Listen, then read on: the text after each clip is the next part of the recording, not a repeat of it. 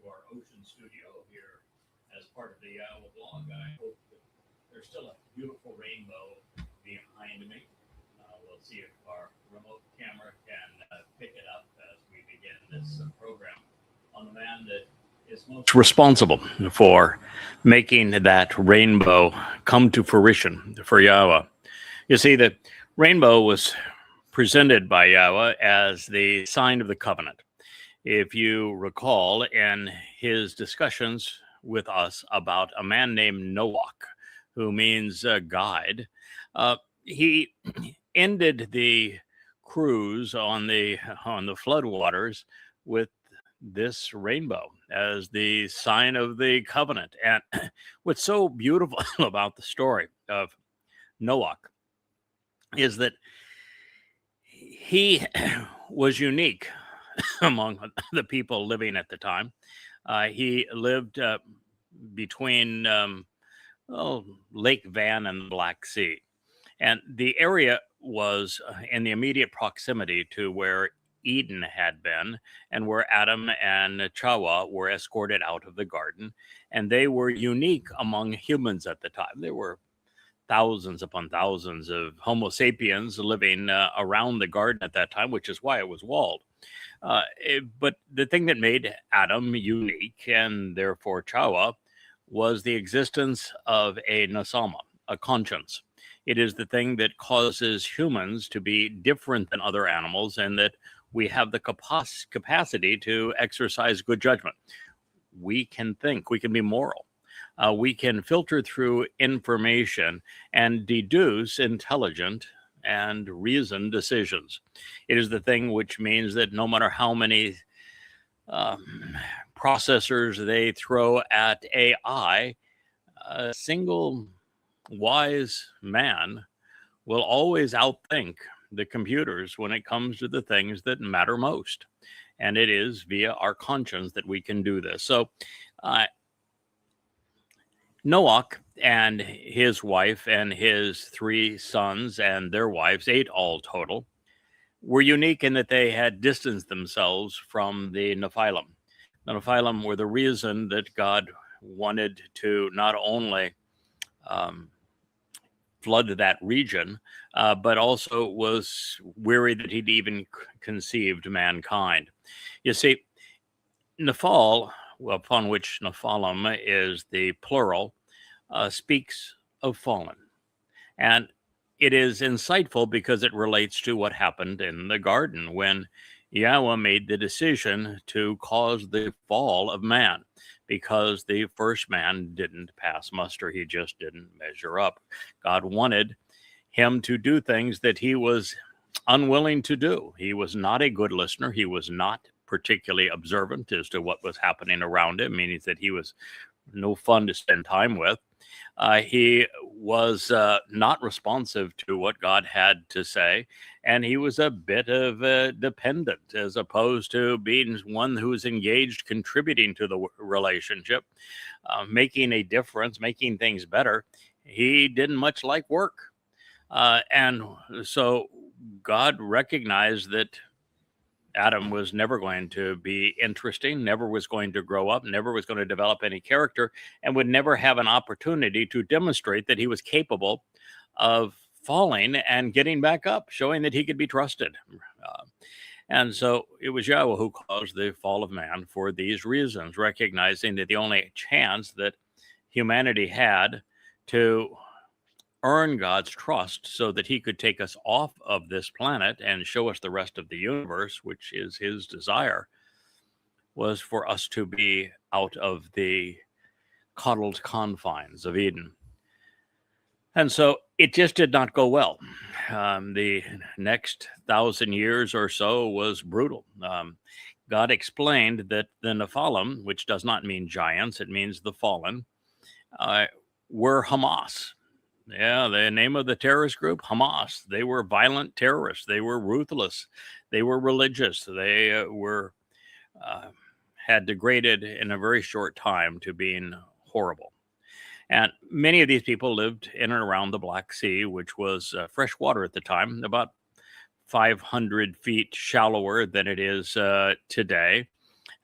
And So God despaired and said, I've given mankind two opportunities now. This is not working out. I wish I hadn't even created humankind. But he said, I'm going to give it one shot here. I'm going to reboot the system and see if they will eventually be able to do better. And God's actual testimony is that there will be a upwelling of deep seawater that would cause this regional flood throughout this area. And we now find that the Berkel impact crater off not far from the mouth of the Tigris and Euphrates rivers, that it caused a 500-foot tsunami to race up through this region through enough moisture up into the air to create this long 40-day deluge that followed. And what it did is at that time, and we have proof of this, it buried the communities around the Dead Sea, which is the first human civilizations, bad as they may have been, buried them under 500 feet of water and turned a freshwater lake into one that was saltwater, and then ran out the Bosphorus Strait. The thing that is so amazing about the story is not only once you know how God said it would be initiated with the deep upwelling of seawater, and you recognize that the proof is ubiquitous that that's what happened in this area right at that time, and that the story of God causing the fall of man in the garden, and then these people known as Nephilim. You learn a lot about what God doesn't like and what he's trying to achieve. And Noach plays such an important role in all of this, because what Noach was noted for doing was listening to Yahweh and then doing as God had asked. Really a simple equation, isn't it? He did what Adam did not do. He listened to God and then engaged, doing as God had asked. And so with Noach, God was able to prove that it was possible. And therefore, he put Noach in a position to save his family if he was willing to work at it, to build that ark, to save the animals that he dearly loved in that region, and then tell us that, well, these 8 people convey a story that should resonate with you so that you know what it is that I'm seeking. So if you want to get off this planet and go explore the universe with Yahweh, you know what you need to do. Listen and then engage. So it's a really important story. And the fact that there were 8 of them, what that is telling us is that with the 2 being Noach and his wife, and then the others making a total of 8, that God would have 2 people that would be part of his story that would marshal in this new opportunity for the covenant family to thrive, which is the symbol of the covenant, that rainbow. And that as a result of God doing that, at the end of the 7th epoch of man, apart from the garden, which will begin in year 2033 with your 6,000 Yah and go to your 7,000 Yah, that during that period, we're going to have the opportunity to calibrate this mortal remnant of Israel who are going to be spared by Yahweh on taruw'ah, September 23rd and 24th of 2033, so that they can witness Yahweh's return with his beloved son Dowd on Kipurym, the 2nd of October of 2033.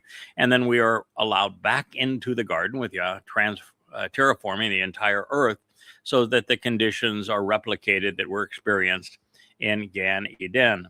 And as that occurs, and we have this opportunity to enable people to pass muster, to listen to God, to be observant, to be responsive, to act and engage, to make a contribution, and then demonstrate that if they make a mistake, they're willing to correct it and move on from there. Fall and then stand up again. We'll have 1,000 years to get them right so that God can take these individuals off this planet and go explore the vastness of the universe together.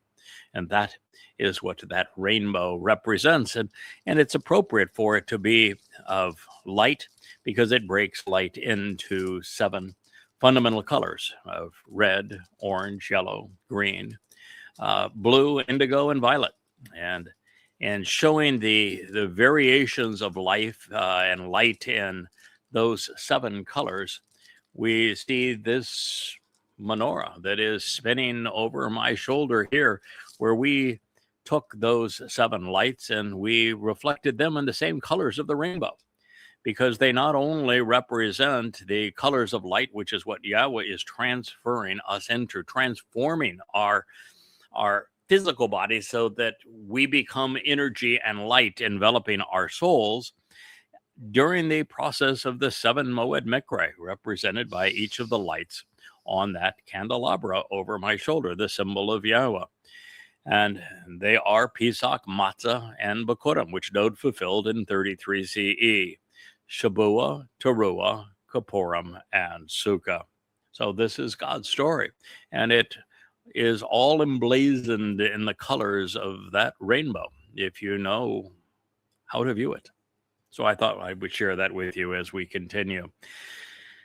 These are amazing times. I had a long conversation with my youngest son today, and he is in his late 30s now, and is thinking, how just desperate times have become, and that his dad was right when he told him how rapidly things were going to decay and how little time we humans had left to get our relationship right with God. And he now realizes that all of these things that were foretold were true. And you now have very little time. We are 137 days, a little less than that at this moment, from entering the time of Israel's troubles, which is going to be devastating for the entire world. And I'm here to tell you emphatically, not only is Trump going to betray Israel and force a Fakistanian state, a state of Islamic terror on Israel, all to postpone the ultimate decline and demise of the petrodollar. A matter of a few more months is what he will get for sacrificing Israel for the sake of the U.S. deficit. The moves that are being made, particularly now, his not only invasion of Venezuela and stealing the country's resources, when China was the largest investor in Venezuela and was helping them develop their oil extraction technology and transportation, as well as silver and other rare earth extraction and distribution, so they could actually survive under the pressure of U.S. sanctions. For the U.S. to go in and steal it and also kidnap one of the most important of all Chinese diplomats in the process, and steal the silver and steal the silver mines, and now lay claim to the oil, has put China in a position where China must respond. You see, China has trillions of dollars invested in its Road and Belt initiative. And this Belt and Road Initiative is such that China has made huge investments in countries around the world. And China's investments are of a very different nature than America's. Rather than threatening countries and telling them that they must do business in the dollar and they must obey our edicts, and if they don't, we'll replace the government and we'll threaten them, we'll sanction them. I mean, the U.S. has been belligerent, which has paved the way for China to form so many business deals around the world.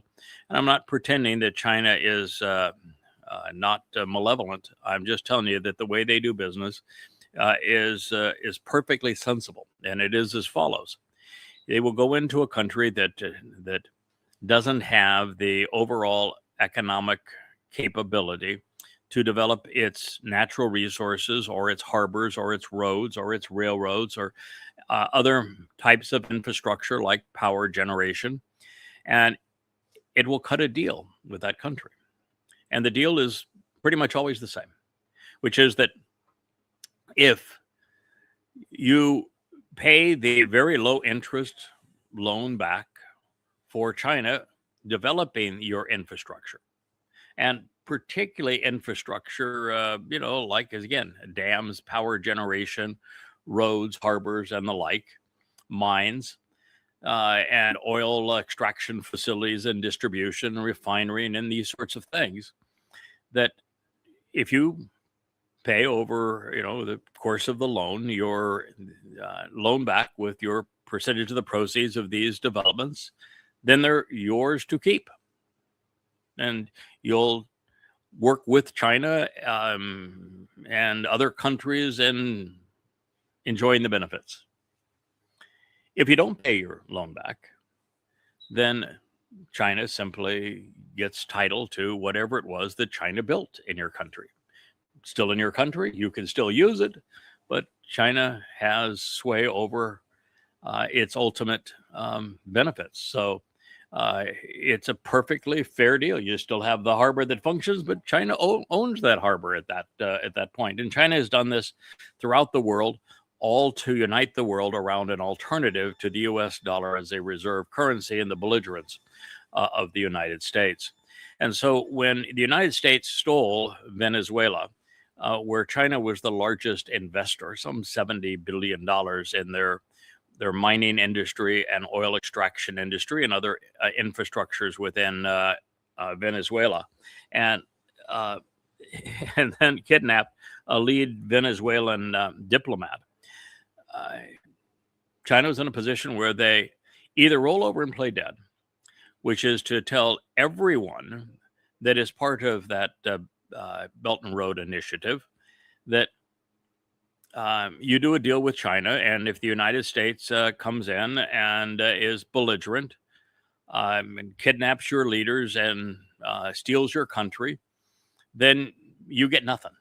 And you're inviting the United States to attack you under those circumstances. So all of that investment is for naught. And there are not many leaders that are going to make that kind of deal. And so China is in a position where they must stand up for Venezuela. And they must stand up for what's right. And if they don't, they lose everything that they have invested in. And so China, quite frankly, has told the United States that you either return Maduro, you end your blockade, you remove your troops, you return the country back to the Venezuelans, and you end the U.S. sanctions, or the consequences to the United States will be grievous, because this is a grievous attack on China. And while China is in a position now where I believe that a kinetic war between China and the U.S., a kinetic war, aircraft carrier, fighting aircraft carrier, submarine to submarine, fighter to fighter, bomber to bomber, missile to missile, interceptor and by comparison between the nations, artillery, troops, all of that sort of thing. Well, I think that today, by its manufacturing prowess and its most recent technological advancements and its access to rare earths and that sort of thing, that a kinetic war between the U.S. and China, if it were to exist for any length of time, would be won by China. Because, heck, if the United States loses an aircraft carrier, it'll be 15 years before they can replace it. If that aircraft carrier is damaged, it'd be 10 years before it can come back to sea. And China outproduces the U.S. 350 to 1 on large ships. 350 to 1. Not 3 times more. I mean, not even, 30% more, not 3 times more. By 350 times more. Not 350% more, 350 times more tonnage, and is superior to the United States in the manufacturing of virtually everything. And so in a prolonged war, a war of attrition, China wins hands down. And in a war of, if it were to go nuclear, both countries lose, so there's no point in it. So China is in a position, I think it has right now an $8 trillion nest egg to deploy against the United States in assets and currencies and valuable commodities other than the dollar. It has reduced its dollar holdings substantially. It was in the process this year of completely eliminating all dollar holdings and all U.S. asset in the United States, liquidating everything in the United States over the next 10 months was the edict. But with their gold reserves now, silver reserves now, which are extraordinary, and investments in other countries and commodities, China is in a position where it can bankrupt the U.S. and survive it. China also has a full year's supply of food beyond its own internal production. It has a full year's supply of virtually every commodity, including a fuel reserve of a full year beyond its own production and its allegiances with nearby countries like Iran and Russia. So China is in a position where they can dump their remaining treasury bills and put the United States into default. They are in a position where they can use cyber warfare to take down America's power grids and satellites. They're in a position to control access to the raw materials that are necessary for an economy to function,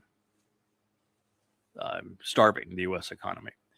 They are in a position where the computers and electronic devices and telephones and all these manner of things that are now made in China will just be embargoed from the U.S. And so that's the thing that Trump didn't think through when he and those around him establishing the Fourth Reich decided to be like Hitler and attack Venezuela. That's what has happened. And this is what's going to be the consequence. Within a matter of years, the U.S. will be bankrupt. And there is no avoiding it. And all we have done is exacerbate the problem. And now you've got Trump on the cusp of eliminating NATO, which I would be fine if we weren't part of NATO anymore. Well, not we, but the U.S. We're not part of NATO anymore. But he has threatened to take over Greenland. There's only 57,000 people on Greenland. I've been saying it's incredibly sparse. I mean, I don't know if they have 10 trees on the island. It's the largest island in the world, and I don't know if they have 10 trees on the island. It's really sparse. But the rocky outcroppings in the mountains are gorgeous, and the biggest city is 20,000 people. We've got more people on this little island here in the middle of the Caribbean Sea than they have in their largest city. And it's beautifully picturesque with all the colorful little houses. They have 20 some odd settlements around this country, which is the least densely populated place on earth. And so Trump wants it because he's back into the battleship era that large presence, I guess, means something, and thinks that he was somehow impervious to Russian missiles if you have Greenland as a defense. But Canada is a bigger territory to go over, and the Canadians just told the U.S. to go to hell when it relates to integrating the Arctic part of Canada into NATO and the United States defense capability. Canada said, no, we're just not going to turn that over to you. We're not going to integrate it with you. And so you don't really gain much by picking up Greenland. And I'm here to tell you that the submarines don't need to operate up there. The most lethal of the Russian submarines now carry Poseidon nuclear torpedoes that travel at incredible underground speeds, and they create a nuclear tsunami that takes out any city near the coast. And so I, having Greenland doesn't do anything other than tell the world that you're belligerent. And that's where we are. So I think it's important that you have an appreciation of where we are at this time, that the fact that the time of troubles begins in very, very short order, and that there's only one way off this planet alive, and that's to form a relationship with Yahowah. And he is the one who inspired the words we're considering here now as part of the 89th Psalm. It is the Song of Dowd. It is Yahowah singing his son's praises. Now, speaking of him, he says, his offspring and that which he sows. Zarowa, his descendants, his posterity, his family, and his seed, and that which he propagates, will exist and endure forever. The reason that just alone is so important is that Christians, because of the lies of Paul, would have their faithful believe that Paul was right when he said that the entire Torah and the entire experience of Israel could be completely neglected because seed was singular, as if this was a case that a single person was going to be a beneficiary of Dowd. It was a ludicrous idea, but nonetheless, that was Paul's plan, is that because the seed of Abraham was going to receive blessings from God, that you could bypass Israel and bypass the Torah and go directly to his mythical misnomer, Jesus, the man God. But the problem, of course, is that that's not what God said.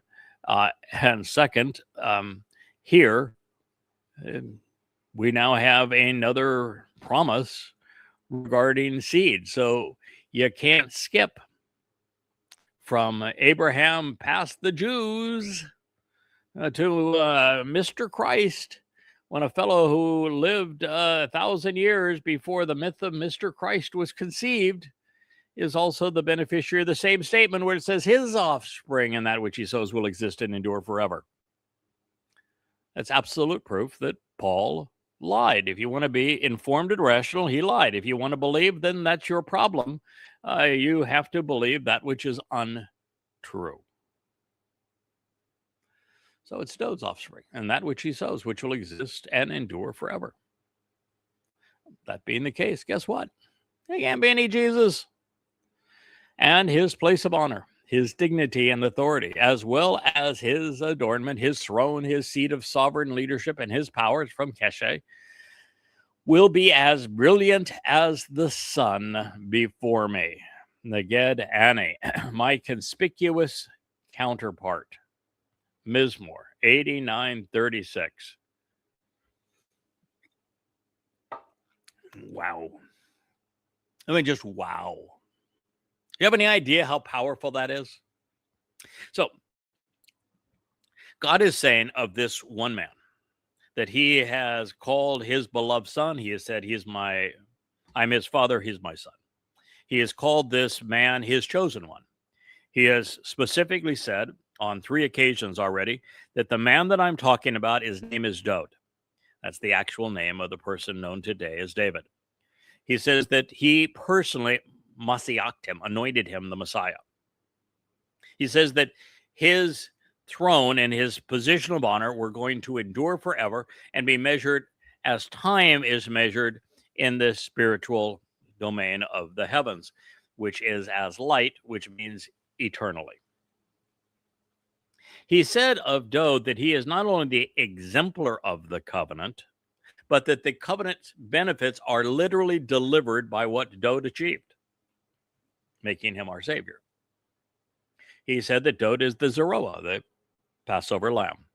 All in this testimony. And now he's saying that the verbal root of Zarowa, which is sowing seeds and offspring, having a prosperous and productive harvest, Zerah.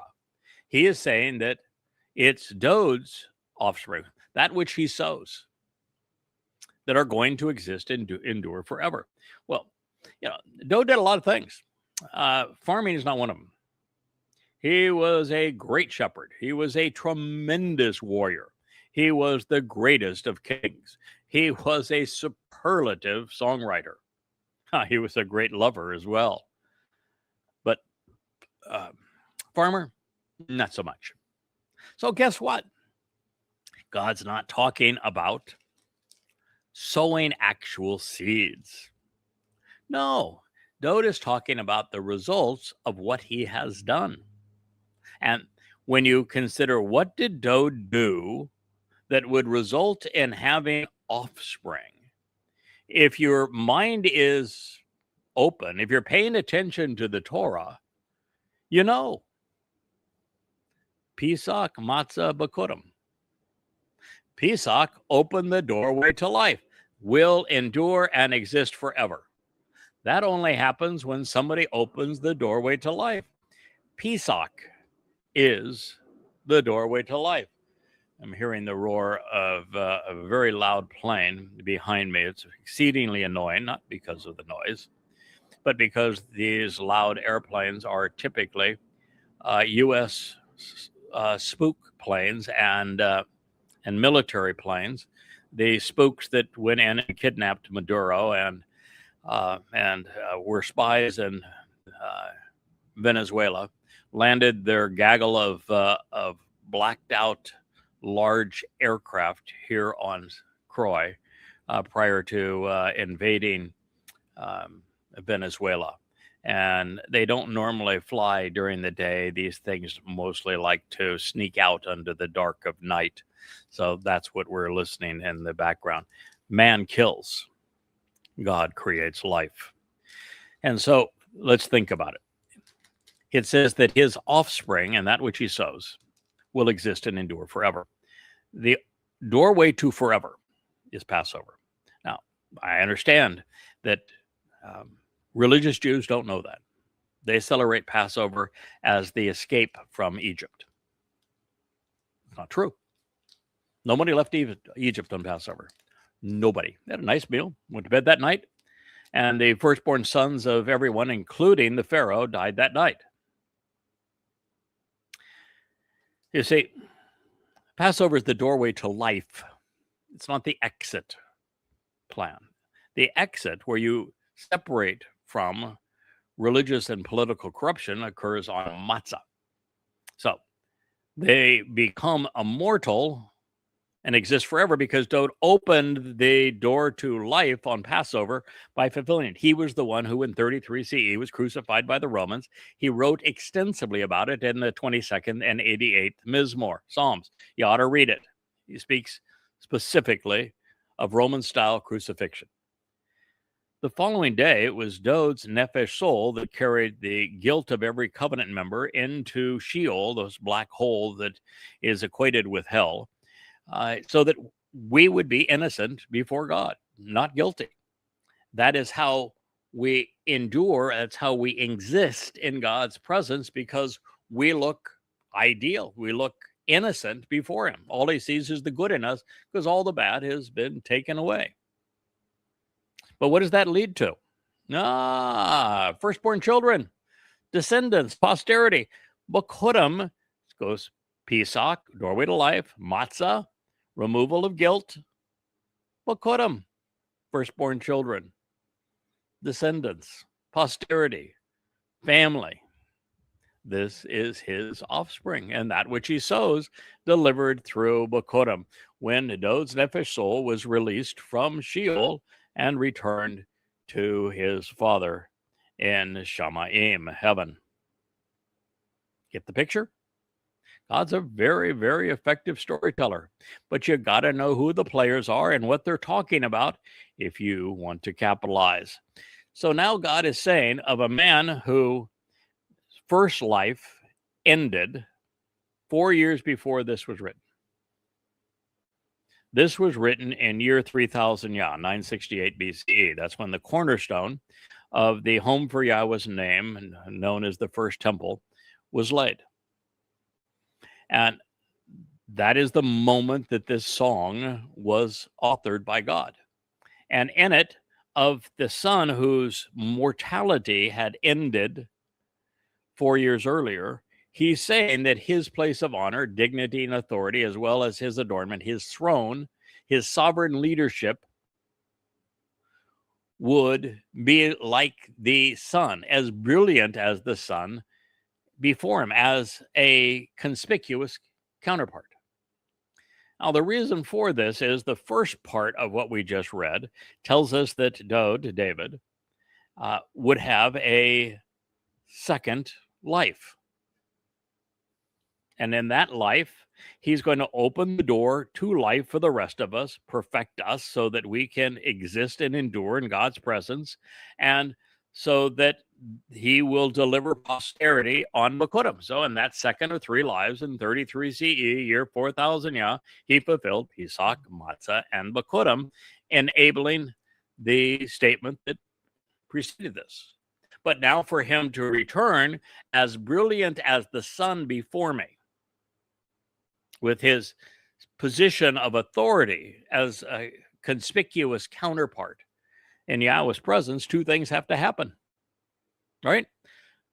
Yahweh's got to return for us to see that, or it's meaningless to us.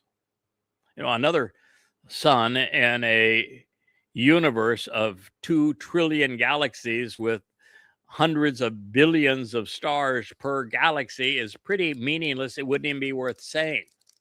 But for God to say it to us on this planet means that Yahweh is returning, and indeed he is, on Yom Kipurym in year 6000 Yah, 2000 years, 40 Yobel, after Dowd's fulfillment of Pesach, Matsah, and Bikuwrym.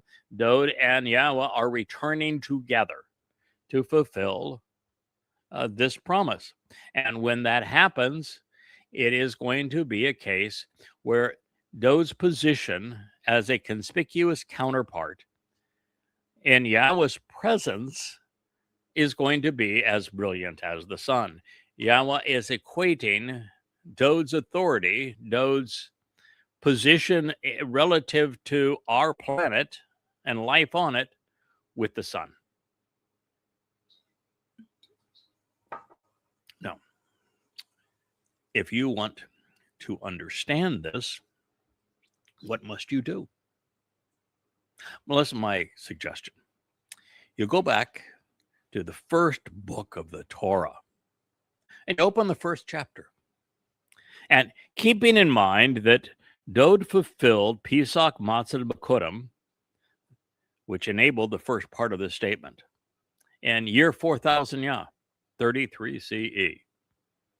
You might want to read what Yahweh said happened at that time.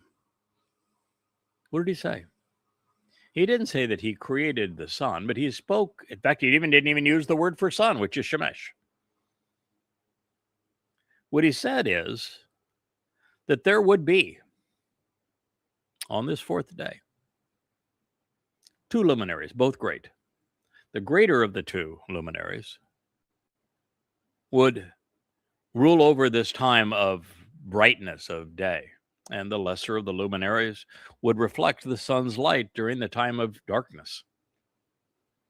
And that collectively they would serve as signs of the Mowedym, of these restoring witnesses of Pesach, Matsah, Bikuwrym, shabuw'ah, taruw'ah, Kipurym, and Sukkah.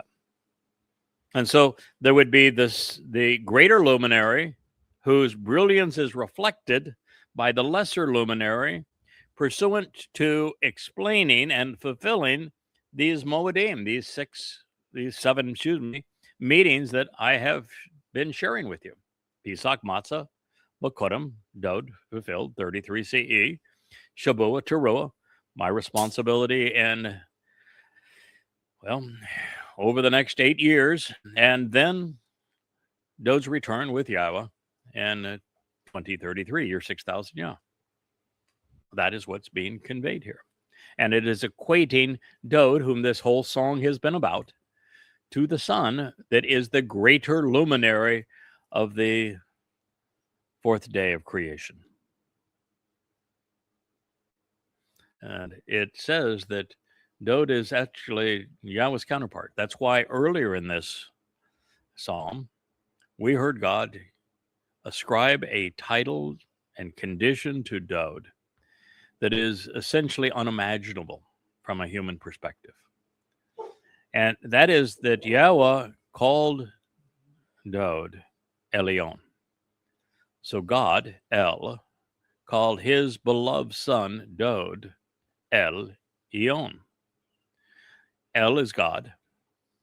On, after a word like Shabbaton, means all things pertaining to the subject. So all things pertaining to God would be El-On. But it's El-Eon with the Yod in the middle of that. The Yod is a hand. It speaks of influence. So it's everything pertaining to the influence of God. Elyon, God's counterpart. And now he's saying that his seat of honor will be as brilliant as the sun. Do you know what Dowd's seat of honor looks like? Are you familiar with it? Because I can tell you exactly what it looks like. It's comprised of gold. You might have surmised that. It has 2 cherubim on it. If this was the 2 cherubim both have wings outstretched like they would be for your hand rest on a chair, arms of the chair, the 2 wings that come out this way. Their bodies of the cherub and the cherubim are in the 2 corners.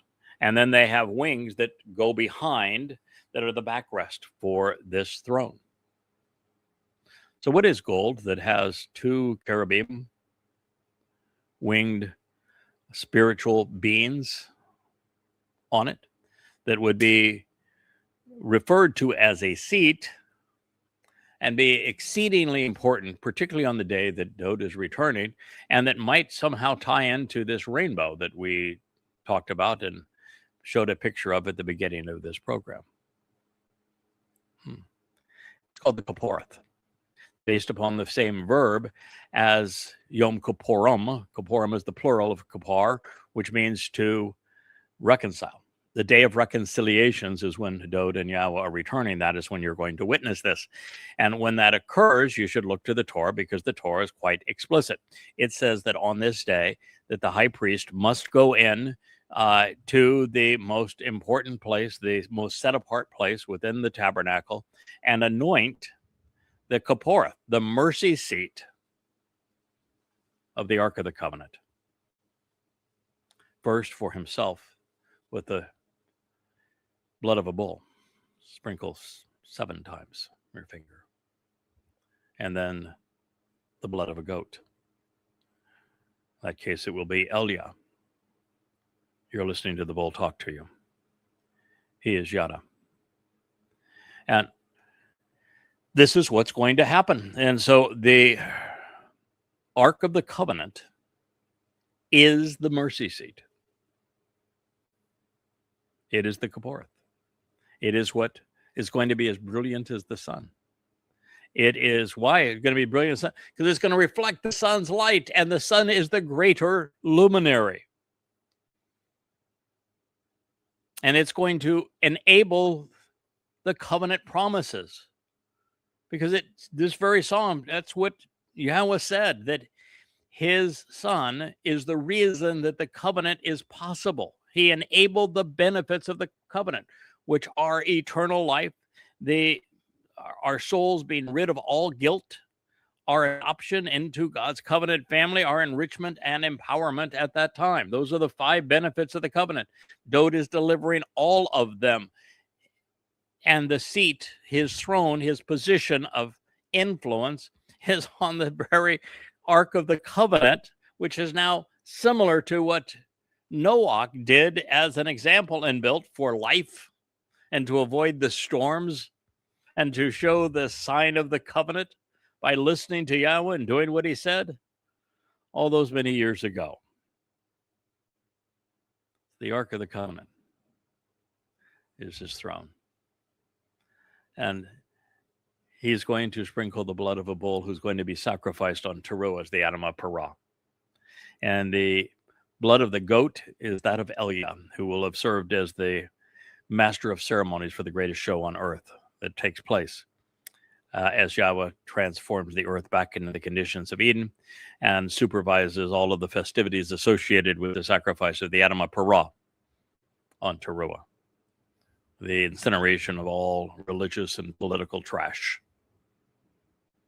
and then the terraforming of the earth back to the conditions experienced in Eden.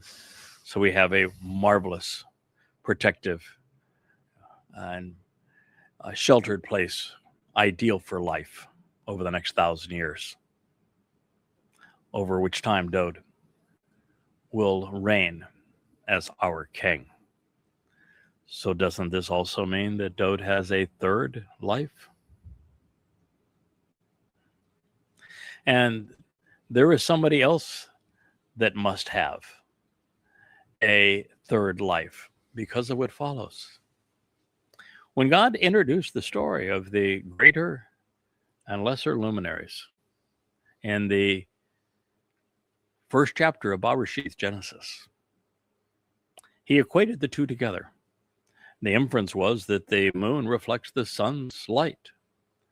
So what is it that is following this reference to being as brilliant as the sun?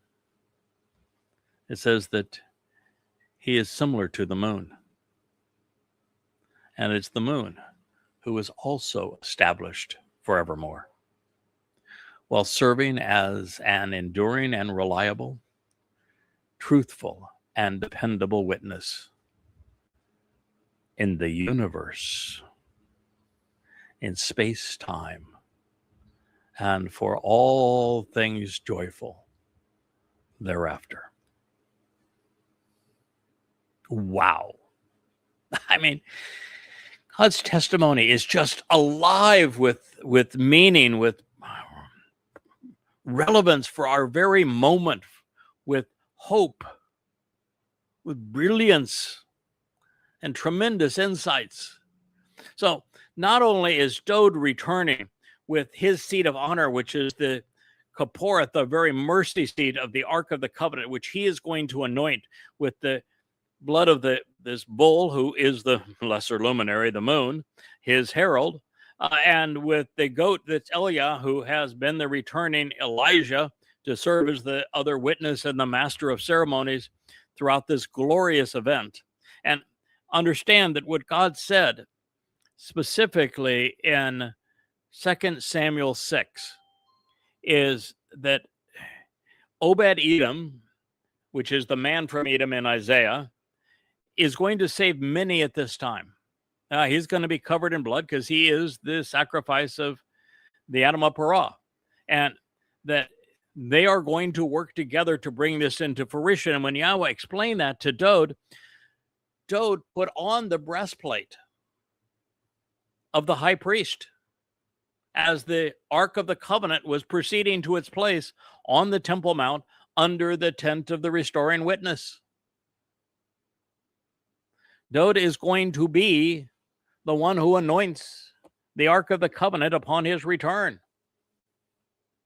That's why he wore that breastplate of the Ark of the Covenant when the Ark of the Covenant was being moved into its proper place on the Temple Mount under the tent of the restoring witness during Dowd's first of 3 lives. This is going to be replicated when Obed-Edom, the man from Edom, relocates the ark again. It is in Jerusalem. Yahowah is going to give him access to it. He's going to put it back in its proper place. It's going to be available for Dowd when he returns, and it'll be his blood that is sprinkled on it. These are the kind of connections that are so essential to make. And on that day when Dowd was celebrating the return of the Ark of the Covenant and positioned in its proper place, how was he attired? Naked. Why was he attired naked? Because that was the dress code in Eden, was it not? Where are we going back when Dowd returns on Sukkah? To Eden. Every nuance of his story fits together and shares this same brilliance picture. And so now we find that similar to the moon, he is established. The moon is related to the sun, and that the moon reflects the sun's light, just like the lesser luminary reflects the light of the sun as signs of the Mowedym, these restoring witnesses. And it's those two individuals, the greater and lesser luminary, who are tasked as mortal men to fulfill those important events. In fact, they're the only two people that take an active role in fulfilling them. Dowd came back in his second of third lives by his own choice to have his Bashar body crucified on Passover, to have his Nephish soul carry our guilt into Sheol on Matsah, and to celebrate firstborn children on Bikuwrym. And no one would know about this if it wasn't for the lesser luminary serving as the moon to reflect the sun's light. Shows you the interrelationship between us. And this enables us to participate in the shabuw'ah harvest, which is upcoming. And then the taruw'ah gleaning, followed by the sacrifice of the Adam of Parah, all of which fall under the purview and responsibility of this moon, this lesser luminary, Dowd's herald in God's story. Dowd and Yada. They're like this. And it's the same throughout. They are the tree of lives and the tree of knowledge in the garden. They are the ram and the bull. So similar to the moon, he's established. That means that our relationship together is forever. We will be best buds, king and herald, brothers, forever. My job will be to eternally reflect Dowd's brilliance. And no one has ever done it. I don't know, I can pat myself on the back. No one's ever done it as well as I've done it. No, not even close. I mean, I've written 25,000 pages, more than all of the other prophets combined by tenfold,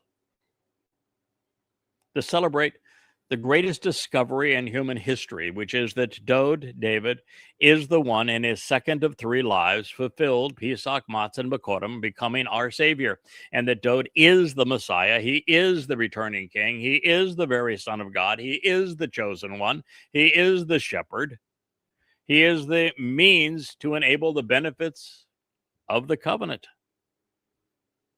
And he is the Son as the greater luminary in the first chapter of Bereshith Genesis in the Torah.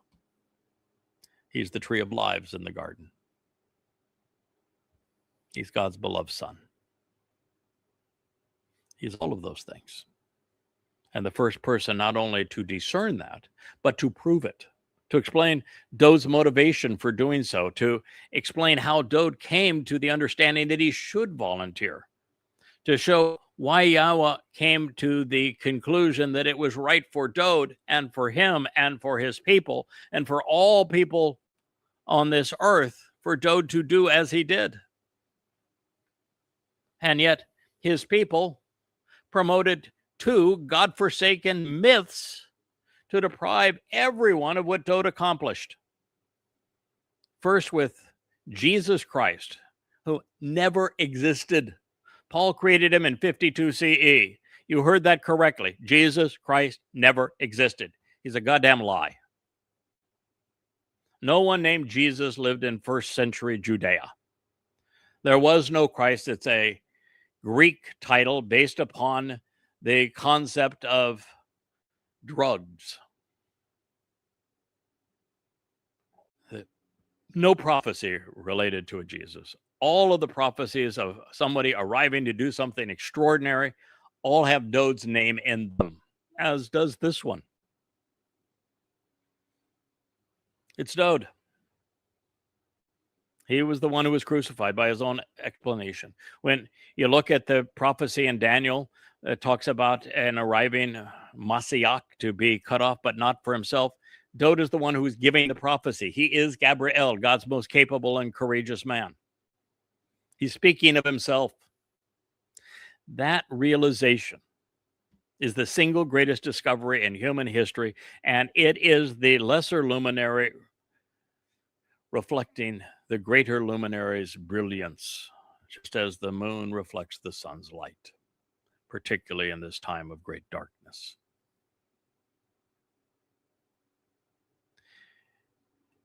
It is the single greatest gift I can give, or God can give to anyone, this recognition of what Dowd did. And it's not just stolen by the lie of Jesus Christ. And listen, you want to have a conniption fit and pretend that your Jesus Christ is God.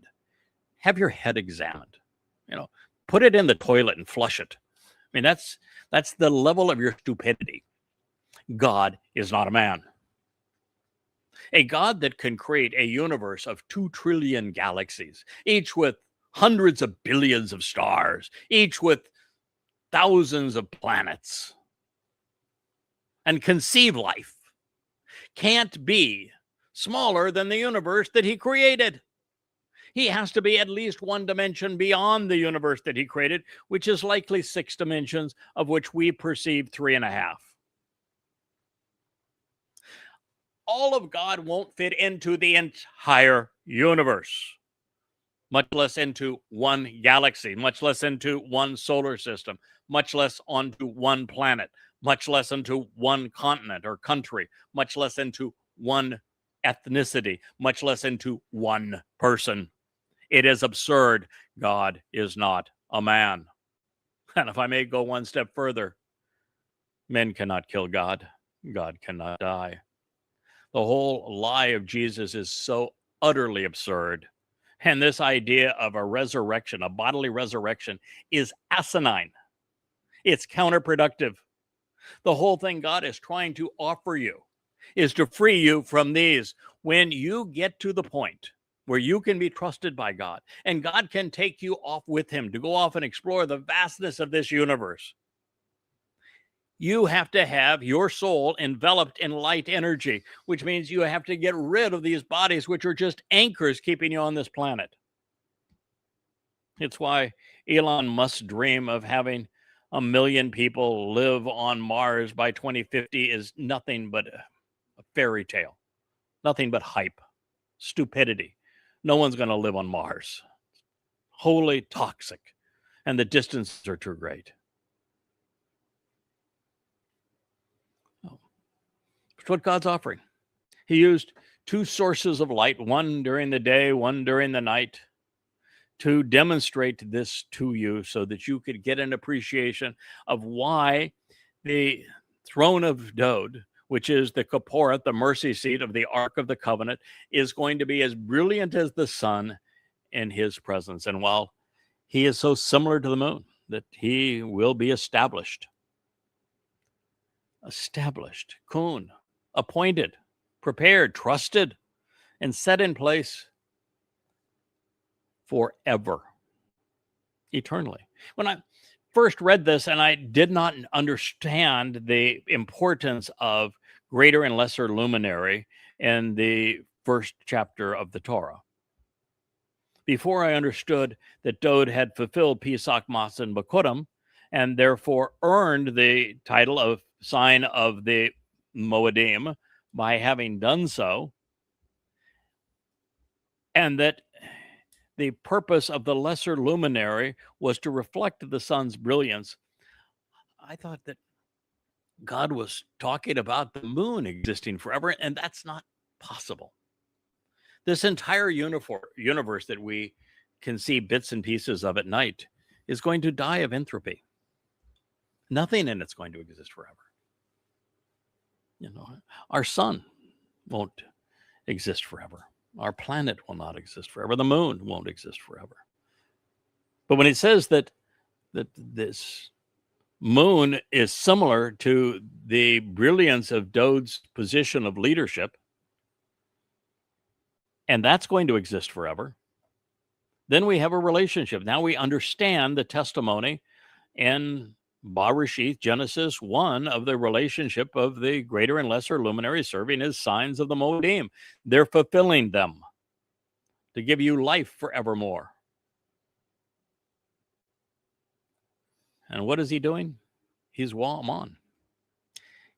He's serving forevermore this role that God has asked me to play. I didn't volunteer for this. I didn't negotiate for it. I didn't ask for it. I'm being compensated Zippo for it, although it does have the greatest retirement package in the history of the universe. Part of it's, and you get to work with the nicest people in the universe. So it's got some really nice perks, and it's really enlightening, and it's uplifting, and it's fun. It's the greatest job ever.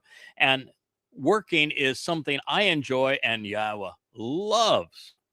So it's a really cool job. But you're serving forevermore as an enduring and reliable, truthful and dependable Amon, an easily verified, a confident, trustworthy, loyal witness. And it was written here in the Nephil participle. Oh, of course it was written in the Nephil participle.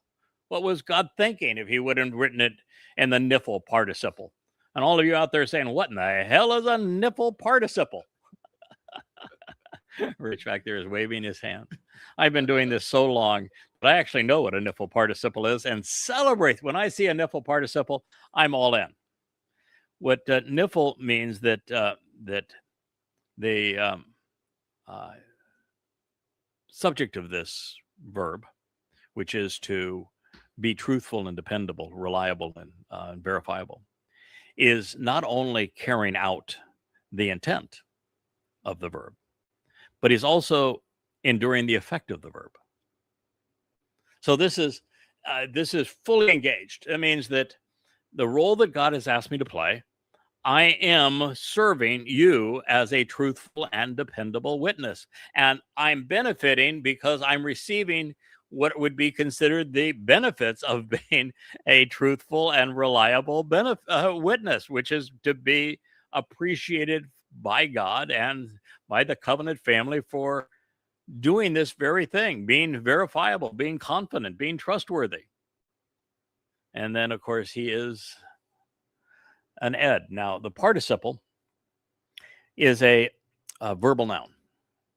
That means that this is an entity that is doing this. So that Amon becomes a title. You know, the religious, whether they be Muslims or Jews or Christians, in their prayers and in somebody's name, Hashem's name or Jesus's name or in Allah's name, Amen. Amen is a corruption of Amon. Amon is the verb. It means to be truthful, to be honest, to be reliable, to be verifiable, to be confident. And Amen is the name of an Egyptian god. You've heard of Tutankhamen and a variety of different pharaohs that were named after Amen, the god of ancient Egypt. So you don't want to end a prayer in God's name, Amen, because now you're praying in the name of an Egyptian god. But Amon is a powerful term. And by writing it in the participle, what God is saying is that the individual who is can be compared to the moon in the presence of Dowd returning with his authority as brilliant as the sun, now bears the title Amon. It serves as an actionable noun. Therefore, it is a descriptive title. So the ed witness is Amon. You say, he's Amon. He's loyal. He's confident. He's reliable. He's dependable. And his role is to serve as an ed. That is a restoring witness, providing eternal testimony. Isn't that marvelous? Oh, by the way, where? Where is this being that reflects the sun's light, that is consistent with the sun's authority, can be counted alongside the sun's authority, in God's presence, who is Amon, trustworthy, as a witness? Where is he going to endure forever? In the universe, space-time, everywhere. For 1,000 years after Dowd's return on Kipurym and our re-entry into Eden on Sukkah, this is a day that Dowd and I worked together. As I shared, Dowd fulfilled Pesach, Matsah, and Bikuwrym. His Bashar body, his disposable Bashar body, served as the ram, the Passover lamb on Passover, opening the doorway to life. His nefesh soul carried our guilt into Sheol on Matsah to rid us of any guilt, making us look innocent in God's eyes. He returned to the Father to celebrate Bikuwrym as Yah's Bikor, firstborn son, enabling firstborn children. Then it is the lesser luminary's responsibility, this restoring witness's responsibility, to fulfill the shabuw'ah harvest, which is upcoming, and then the taruw'ah gleaning, followed by he is the adama parah, the sacrifice on taruw'ah. And that enables a restored mortal remnant of Yisrael and some Goyim to be present for Yahweh's return with Dowd, when you're going to witness Dowd's authority being as brilliant as the sun in God's presence. And Yahweh's returning with him. 5 days thereafter, we enter Sukkah.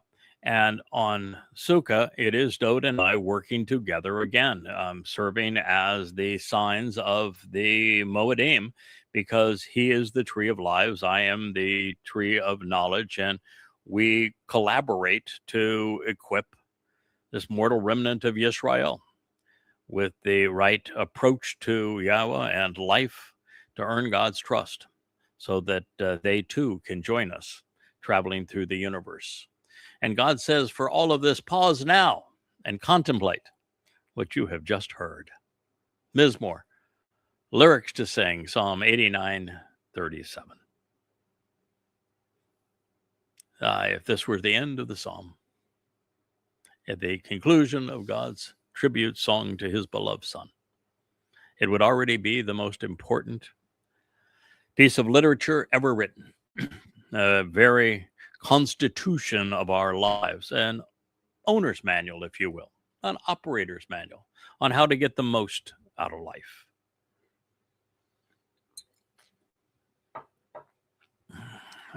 Just a quick interruption here. There has been a really nasty bug that has permeated this island. One of my closest friends, he showed up today. He works with us 4 days a week. An artist friend. He's really a talented fellow. And he has been waylaid with it for 2 weeks now. And it starts with a sinus infection, which I'm subject to, and then a scratchy throat, which you probably heard me cough over these last 2 weeks, more so than normal. And then it just renders you too weak to be productive for 2 to 3 weeks. And so I'm trying to avoid mine progressing to what his did. So for a while, we're just going to do the one program a week, and I'm going to get lots and lots of rest and drink lots of fluids to try to minimize the likelihood that it waylays me at this time. So what God has just articulated by way of the relationship between Yada and Dowd, between the sun and the moon symbolically, the greater and lesser luminaries from God's perspective, the tree of lives and the tree of knowledge, the ram and the bull, the king and Obed-Edom. All of this is going to be accomplished. It's going to take root, it's going to grow, it's going to yield an eternal harvest. Our king will endure, he will return. His offspring, the children of the covenant, will thrive. And he will never serve alone. He will always have his herald. The Son's dignity, his authority, as well as his symbols of majesty, will be as brilliant as the sun in his Father's presence, adorned in the vestiges of his calling. Dowd will become Yahowah's most conspicuous counterpart. I said something on our vlog on the vlog last Sunday that while I have been amazingly impressed with the renditions of Dowd and all of our branding and outreach material that have been produced by my wife and her team of exceedingly artistic and creative individuals, that there was one that was not as Dowdian as I wanted it to be. And I guess it was a collaborative effort between my wife and a really remarkable young man that is super devoted to helping us convey this message, particularly on Facebook, where he is really active. And he has one of the great life stories of having fallen and gotten back up. But my understanding is he was one that created that image. And I am, by design, exceedingly judgmental. And I am also, by design, very vocal. God made me this way for this purpose. And I said, of all the things that we've done, I think we could make that Dowd a bit more regal. And the reason I said that is because of statements like this. He's returning, and he's as brilliant as the sun. He is Elion in God's presence. He is the greater luminary.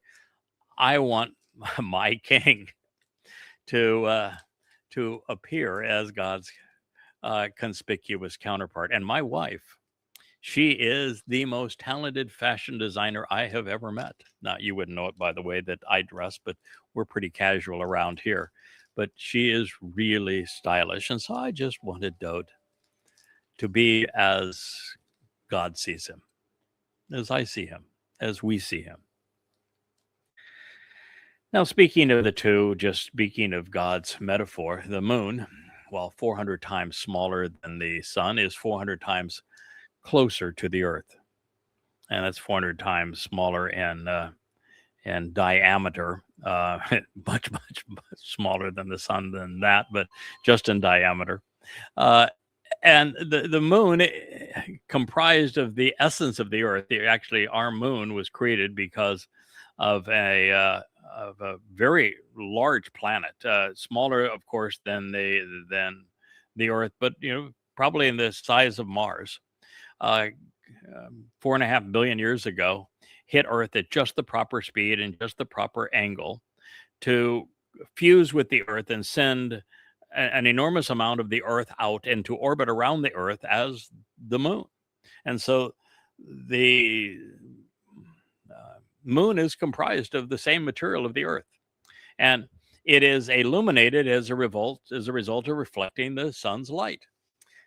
Boy, it's been gorgeous these last few mornings as you see full moon in the pre-dawn hours. Even as the sun begins to rise, in the west, the moon is just brilliant. And I think it's Saturn that's been dangling below it all of this time. It's just a marvelous sight. So we're actually seeing a full moon during the early daylight hours too, as we approach this conclusion of time. So these two, the sun and the moon, they serve as metaphors to portray the proper perspective to view all that God has fulfilled through the Mowedym. By describing him as the second most important luminary compared to his father, but the greater luminary compared to other men and to myself as the lesser luminary, God is conveying to us that Dowd's arrivals are important markers in time, and that by using the sun to mark years and the moon to mark months, we know the timing not only of the fulfillment of the Mowedym as the 14th, 15th, and 16th day of the first month, as 7 sevens or 49 days from the heart of Matsah to shabuw'ah, and then the taruw'ah, Kipurym, and Sukkah on the first day of the 7th month, the 10th and the 15th day of that month. These are all times that are associated with our place in the Earth's orbit around the sun and the phases of the moon. So they are markers of the Mowedym, and they are the very men that fulfill them. So the 7 Mowedym are fulfilled through them. And we are enlightened as a result of them. And it was in the fullness of the moon's light also that Dowd fulfilled Pesach and Matsah. It's always a full moon during Pesach and Matsah. It's always a full moon when we return on Sukkah to the garden. It is interesting that when Dowd fulfilled Pesach and Matsah in 33 CE, there was a full lunar eclipse.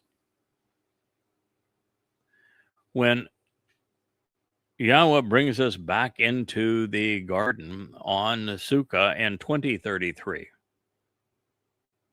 on October 7th, there will be a full lunar eclipse. On the day of Pesach, Matsah, and Bikuwrym in 33 CE that sets up this final year, there will be a full lunar eclipse. And on taruw'ah, which is when the lesser luminary, as the moon, serves his king by laying down his bashar body, his life as the Adamah Parah, as man from Edom, to save this mortal remnant of Yisrael, there will be a full solar eclipse. It's the one time, only one time, where the moon is actually placed in a position that's more important than the sun, just for that day. And that's the day that Yada, as the king's herald, lays down his life as the man from Edom and the Adamah Parah. It's a pretty interesting story, the way it's all woven together, isn't it? Also that we can be part of Yahowah's family. So, well, Dowd is Yahowah's most enduring and reliable witness. He has a herald, a bashar. Bashar, of course, is also synonymous with body, and it was his body that was it fulfilled Pesach, and it is my body that will fulfill taruw'ah. But the primary meaning of the word is derived from its verbal root, which is to be a herald, to convey information that's important. And ed means restoring a witness. That's why it's the moed, to ponder the implications of the restoring witness to the eternal testimony. These are the roles that we play together. It is why the lesser luminary is the tree of the knowledge of good and evil. It is why when the choder is presented, that he is shown as a branch. He is called an observant branch, a netzar. It is said of him that he has roots. It is said that he is parah, fruitful. Adamah Parah, that he is fruitful. And it says that he has the spirit of both Etzah, which is the counsel of that tree, and Diath, of the 7 spirits. Diath is the 6th. It is the Etzah of Dayeth, the tree of knowledge, about the tree of lives. This is God's message. It's powerful. It's irrefutable. It's infinitely superior to the lie of Jesus or of Allah or of Hashem. It destroys the religions of Christianity, Islam, and Judaism, and it replaces them with the most profoundly important, most beautiful, most enlightening, and uplifting message that God has ever offered those who would listen and capitalize on what Father and Son have achieved. So I thank you for listening. I hope it has been a beautiful day as we've tried to capture so much of the elegance and light, these long shadows in this late afternoon over our beautiful garden of an island and the shimmering sea behind. May you have a wonderful rest of your day.